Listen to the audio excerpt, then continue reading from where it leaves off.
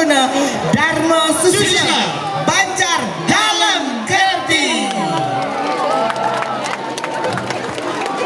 Bereksa alam, keindahan dan ketenangan jiwa adalah sebuah nafas hidup yang dihirup bersamaan dengan sebuah nafas oleh manusia.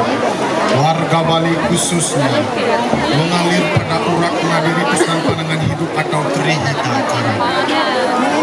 Kesadaran alam mulai sirna, tergantikan oleh hal-hal praktis yang berbentuk efisiensi dalam sekedar menjadi kalimat yang tak lagi dialami.